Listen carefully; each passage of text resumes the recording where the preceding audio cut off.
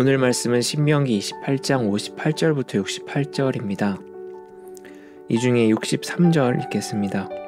여호와께서 너희에게 선을 행하시고 너희를 번성하게 하시기를 기뻐하시던 것 같이 이제는 여호와께서 너희를 망하게 하시며 멸하시기를 기뻐하시리니 너희가 들어가 차지할 땅에서 뽑힐 것이요. 신명기 28장은 어제 문영 목사님이 이야기해 주셨듯 축복과 저주가 쓰여 있는 본문입니다.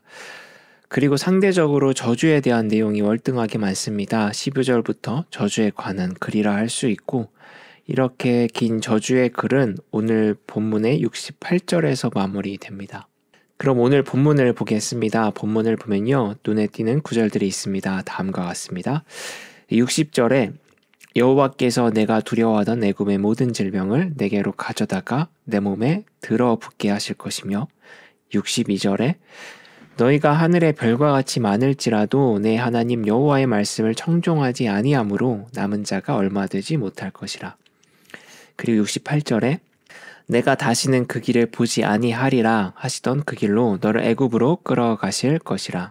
이 제가 읽어드린 세 개의 구절 중에 60절과 68절에서는 애굽에 대한 이야기가 나옵니다. 하나님은 이스라엘이 하나님의 가르침을 떠날 경우 그들이 그토록 싫어하던 예전의 이집트의 노예 상황으로 돌려놓을 것을 말씀하십니다.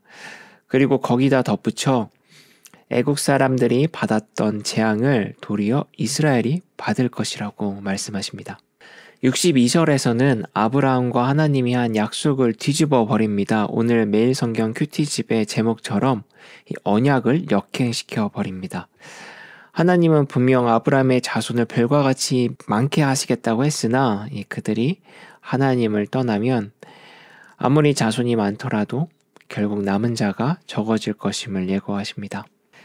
이스라엘에 대한 애굽의 기억과 그리고 그들의 조상인 아브라함 언약, 이스라엘에게 너무나 중요한 경험이고 유산입니다. 그런데 오늘 본문에서 하나님은 이것에 대해 완전히 다른 태도로 말씀하고 있습니다.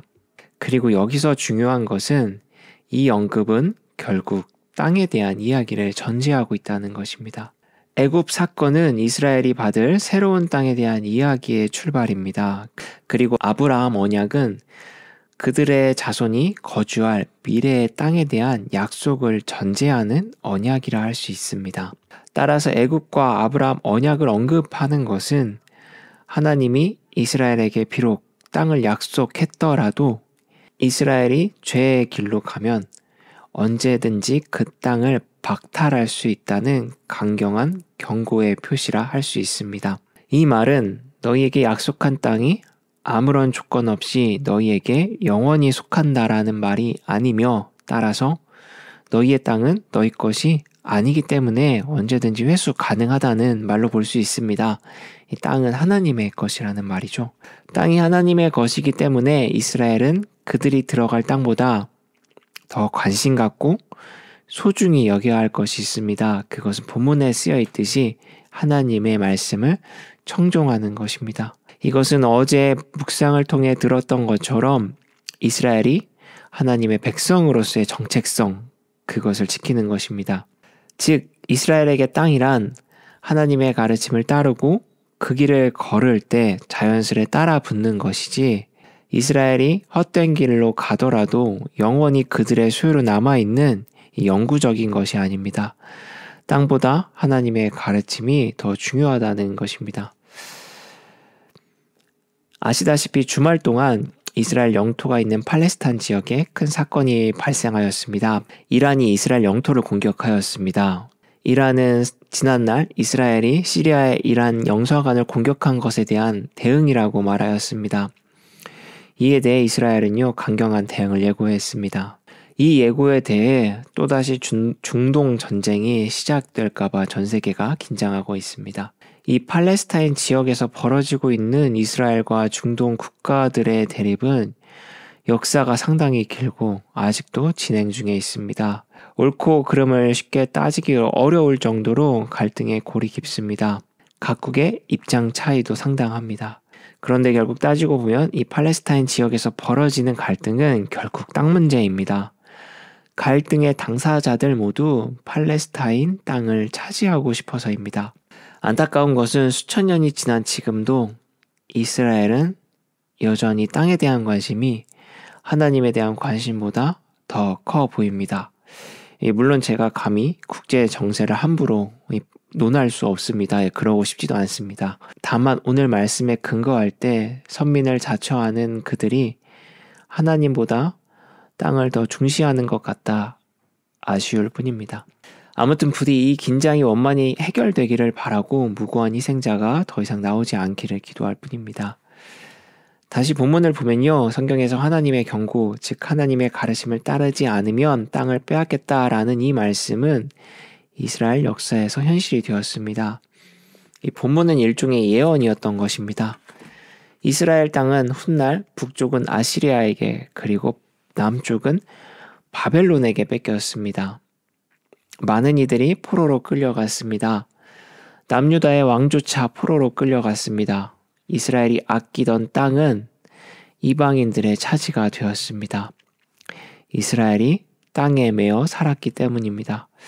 이스라엘이 땅을 소유했을 때 힘있는 이스라엘 사람들은 땅을 늘려갔습니다. 또 땅이 없는 사람들에게 긍휼을 베풀지 않았습니다. 땅이 자신들의 소유인 것 마냥 하나님의 땅에서 우상을 숭배하였습니다. 결과적으로 그들은 하나님의 땅을 자신의 것으로 만들었고 그것을 주셨던 하나님의 가르침을 잊어갔습니다. 물론 입으로는 하나님을 말하고 믿었습니다. 그러나 마음 한가운데에서 하나님은 지워졌습니다. 이스라엘의 욕심이 하나님을 앞지른 결과였습니다. 이는 예수님의 시대에도 바울의 시대에도 다르지 않았습니다. 그들에게는 율법이 이스라엘 성전이 하나님을 앞질렀습니다. 그리고 오늘도 여전히 그런 것 같아 아쉬움이 남습니다. 하나님은 오늘 우리에게도 다양한 은혜의 모습을 베푸셨습니다. 그것은 재능이 될 수도 있고 경제적인 능력이 될 수도 있고 환경 혹은 관계가 될 수도 있겠습니다.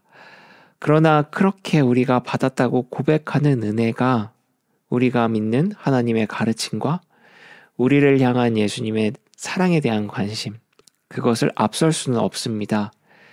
그리스도인으로서 우리의 정체성이 우리가 가진 소유를 앞지를 수 없다는 것입니다. 현재 우리가 누리는 것, 주어진 것, 그것은 영원하지 않는 것이고 성경의 관점, 특히 신명기의 관점에서 하나님이 주신 것입니다. 따라서 언제든지 하나님이 가져갈 수 있는 것입니다. 사라질 수 있는 것입니다. 그리고 그렇게 사라질 수 있는 것에 대해 많은 의미와 관심을 두는 것은 결국 집착과 끝없는 두려움을 낳게 됩니다. 따라서 하나님이 이스라엘에게 말씀하셨듯 주님의 가르침을 청종하는 것, 주님을 경외하는 것, 그것이 더 가치 있음을 우리는 기억해야 할 것입니다. 이스라엘이 땅에 매이듯 우리가 사라질 것에 매이지 않기를 바랍니다.